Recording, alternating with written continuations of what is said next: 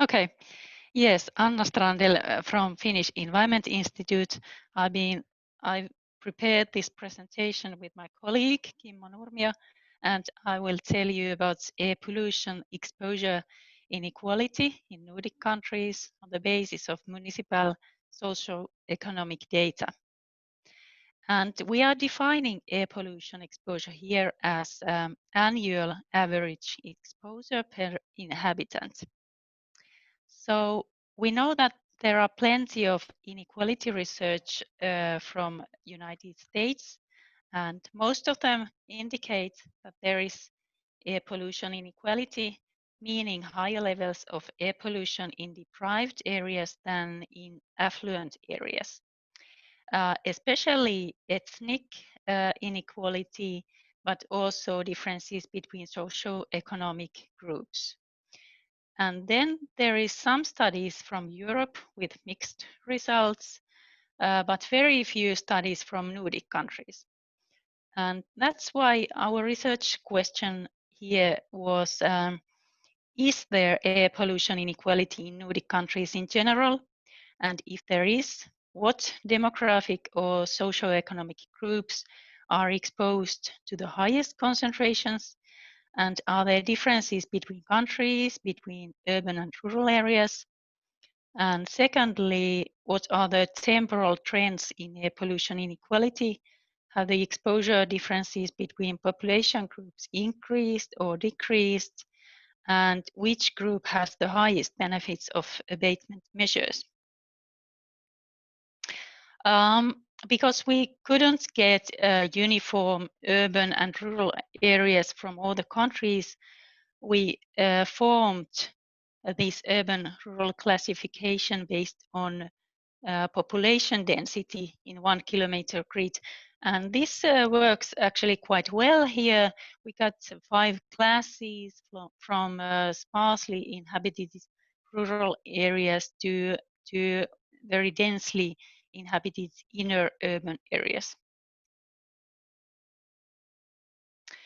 I show you first the total population exposure just to give you an overview of the topic. So on the top you can see nitrogen dioxide annual average exposure. The countries from left to right are Denmark, Finland, Iceland, Norway, and Sweden. And on the x-axis, you can see years from 1990 to 2016. So you can see that in Denmark, the exposure is highest, and in Iceland, it's lowest. But the exposure has decreased in most of the countries. Only Iceland and Norway are quite stable, but their starting point was also lower. And in the middle, you can see fine particles, PM2.5 exposure, quite the same situation. Denmark highest, Iceland lowest, and exposure has decreased in most of the countries. On the bottom, you can see ozone exposure, which is quite the opposite form. The highest is in Iceland and lowest in Finland, and the exposure has increased in most of the countries. So now we go into the urban and rural areas. I'm not sure if you can see the legend on the bottom, but these exposure differences between urban and rural areas are statistically significant. On the top, you can see NO2. You can see that residents of inner urban areas, the red line, have much higher exposure than other areas. If you just help us out, Anna, and click hide on the sharing information at the bottom of your screen, so then we can see all the legends. Yeah.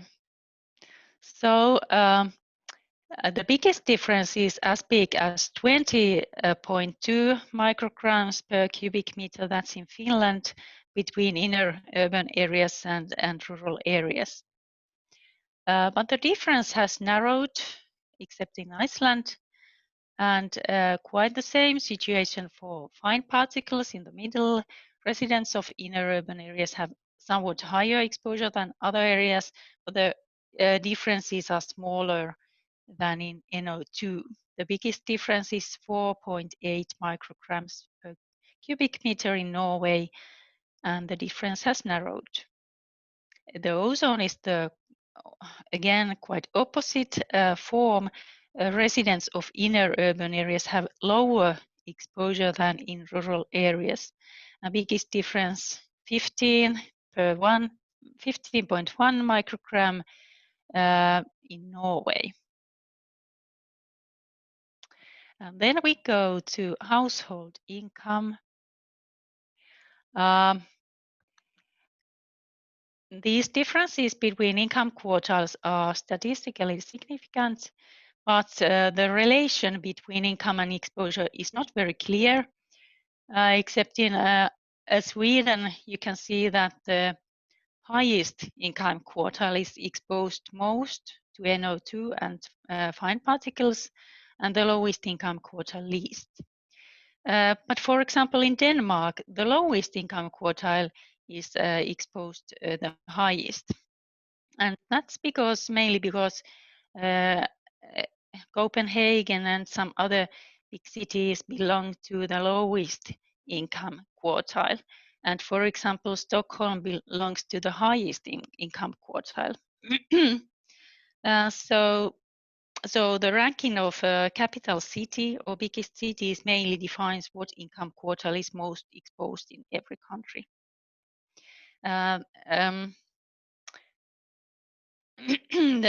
Anyway, we calculate the correlation between income and NO2 and fine particles, and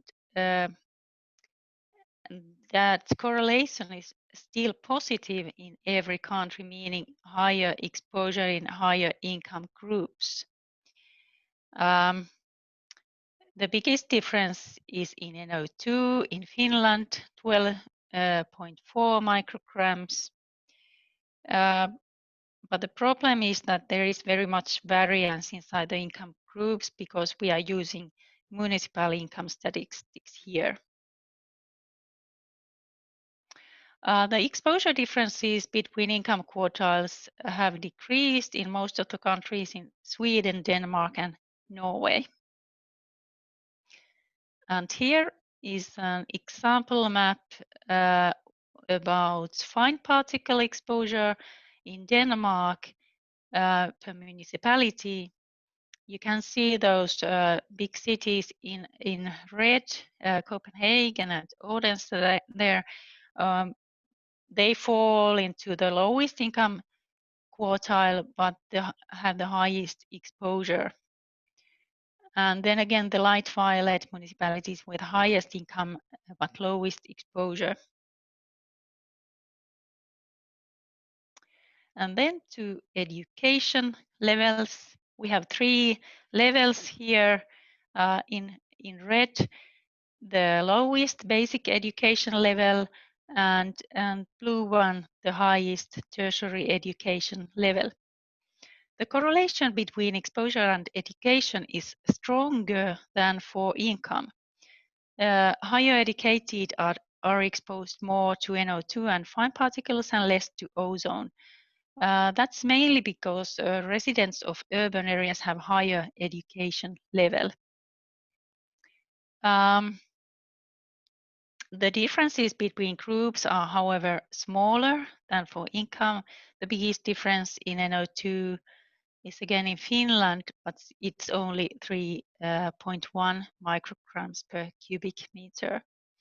And you can see that in fine particles, very, very small differences between education levels. And the exposure differences between education levels have decreased in all countries, not much, but anyway, decreased. Differences between age and gender groups are not statistically significant. They are very small. You can see some differences there.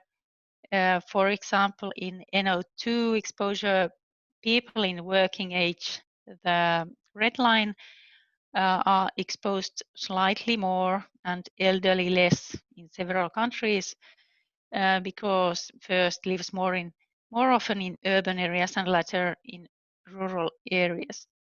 And the same goes for gender. Women are exposed slightly more to NO2 than men in several countries because women live more often in urban areas. A few words about data and methods. We used Nordic air pollution concentration model in 1 kilometer grid from Nordic Welfare Project. You will hear more about this modeling tomorrow afternoon. Population data we had in 1 kilometer grid from Eurostat, base year 2011, and other years gridded. Other years based on population change in municipal statistics.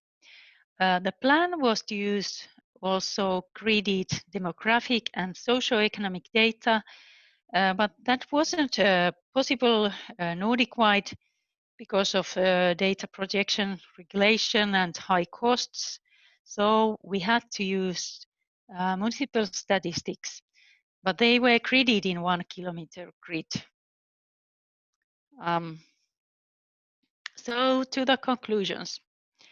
There were no exceedance of EU limits or target values of annual exposure in categories studied, and no statistically significant exposure differences between age groups and gender in municipal level.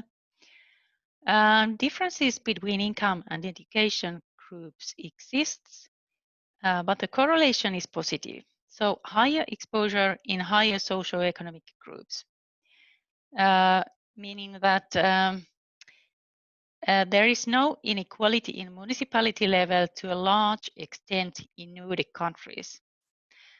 However, inequality can exist inside some city regions or municipalities.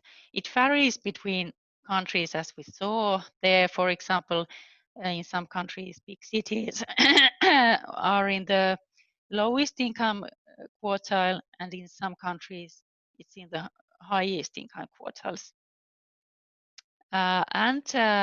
Low socioeconomic groups can be more vulnerable to effects of exposure and have more health effects than wealthier groups, even if they had the same calculated exposure or even smaller exposure.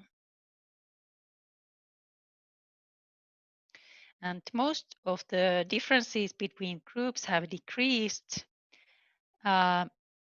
Residents in urban areas and lowest and highest income quartiles in Denmark have had the highest benefit of NO2 and fine particles reduction measures, but also their starting point was higher. Reasons for demographic and socio-economic differences and their temporal changes must be looked more closely. These are very fresh results. It seems that urban-rural differences is one important explainer here. And when it comes to temporal changes, it can be due to either concentration changes or population changes. We know that, for example, fine particle and NO2 concentrations have decreased, but for example, ozone concentrations have increased in some areas in Nordic countries. And further research needs includes more detailed analysis in city regions and exposure in living environment more widely, not only in place of residence, but also exposure at work and when commuting to work, for example. Thank you. Thank you very much, Anna. This was excellent, very interesting. To Anna Melin, my dear co-host, do you have any questions from the audience? Yes, we have 3 questions and also one, maybe 4. We'll start with the first one from Bassem Khan. What could be the potential reason for lower ozone exposure in urban environments than rural settings? Okay, that's not my special field, but we know something about the ozone, that it's mainly the concentration is in rural areas and in Atlantic coast, but it's quite complicated how the ozone is formed. So I think there are better experts here to answer this question. Yeah, we will hear also from Lise tomorrow afternoon, and I hope she can address the ozone issue if we're lucky. So that's a cliffhanger for tomorrow afternoon. Okay, so maybe the second, because a follow-up question regarding ozone. So let's see if we also will respond that tomorrow, but I read it anyhow. Regarding lower ozone in high education people, beside living in cities, is the type of job a potential co-founder? There's indoor jobs for high educated people and outdoor jobs for low educated people. Yes, that's true, but we calculated here only outdoor exposure and only in place of residence. So like I said, we should study that further, what it means in different socioeconomic groups, like in lower socioeconomic groups often are exposed more at work, for example. Yes, that's important. Perfect. And then I have one more question here. As traffic emissions are going down, but residential combustion is not, do you see a change in geographical exposure situation? Will city centers have better air quality and less exposure than suburban areas in the future? Yes, again, this is about the concentration, which is not my expertise, but of course, when we think about what the situation in Nordic countries,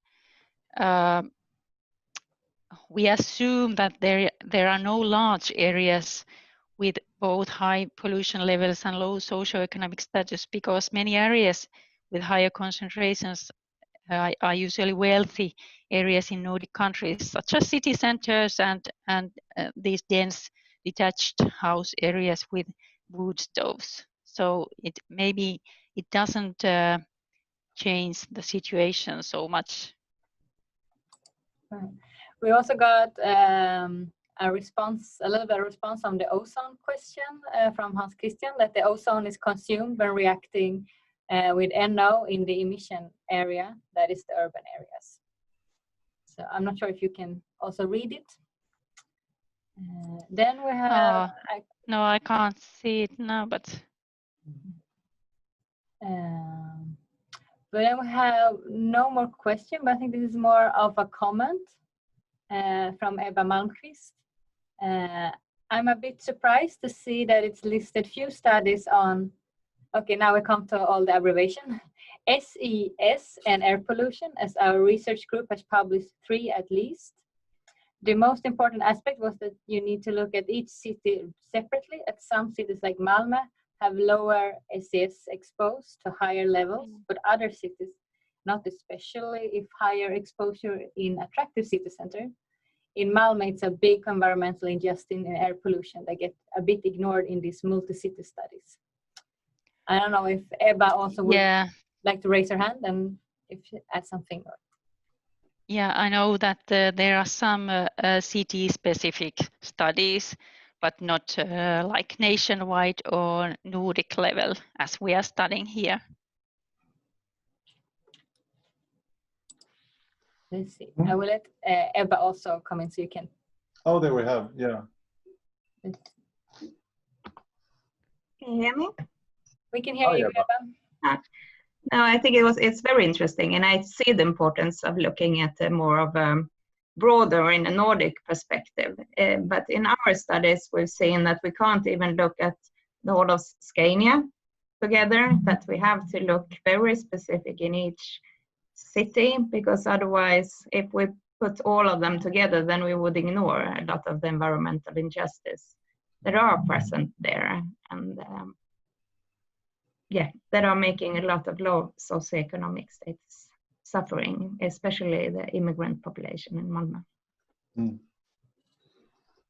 That's certainly interesting to study the city regions in more detail. Yeah, that's more work needed there for sure. But unfortunately, we have to cap. It's almost 12:05, and thank you very much, Anna, and thank you very much.